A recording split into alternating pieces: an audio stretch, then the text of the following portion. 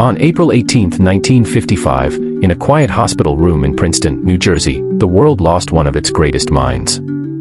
Albert Einstein, the father of relativity, had died from an abdominal aortic aneurysm at the age of 76. His final wish was clear: he wanted to be cremated, his remains scattered in secret, so no one would turn his body into an object of worship. Dr. Thomas Stoltz Harvey, the pathologist assigned to conduct Einstein's autopsy, stood over the body, scalpel in hand. He knew his job was simple: confirm the cause of death, document the findings, and let the body go. But how could he simply let go of the brain that had revolutionized physics? That had imagined E=mc², predicted black holes, and reshaped the way humanity understood the universe. He carefully removed Einstein's brain, placed it in a jar of formaldehyde, and kept it for himself. When Einstein's family learned what Harvey had done, they were furious. His son, Hans Albert Einstein, confronted the doctor over the unlawful removal of Einstein's brain. But after much resistance, Hans Albert reluctantly gave his approval, but on one condition. The brain had to be used strictly for scientific research, not displayed or exploited. Harvey assured them it would be handled with care. But what followed was nothing short of bizarre. Harvey had convinced himself that studying Einstein's brain would lead to groundbreaking discoveries.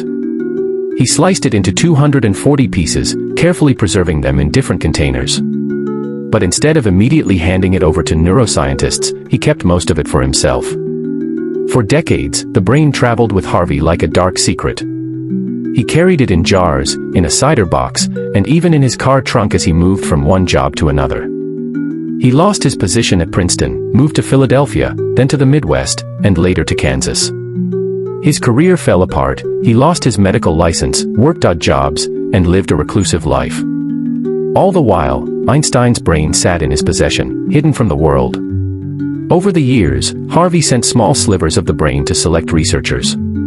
Some claim to have found unusual features, extra folds in the prefrontal cortex, a higher density of glial cells, and structural anomalies that suggested greater connectivity.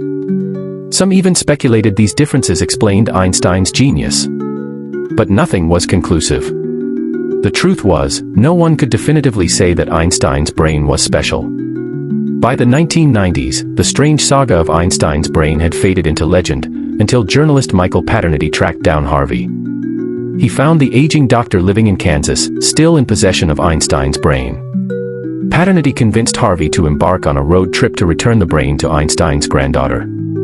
The two men drove across America, the remains of one of the greatest minds in history sloshing in a jar beside them. After decades of wandering, pieces of Einstein's brain were finally returned to his family and preserved for research.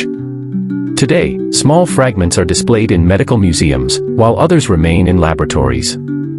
Harvey died in 2007, taking with him the secrets of why he had truly kept the brain for so long. Had he really believed he would unlock the mystery of genius? Or had he simply become obsessed with holding onto a piece of history? Albert Einstein spent his life challenging the way we think about the universe, but in death, his legacy was overshadowed by an obsession with his brain. Despite all the studies, no clear link between his brain structure and intelligence was ever found. Thanks for watching. Nibs Medcase brings you medical mysteries, health insights, and real-life cases.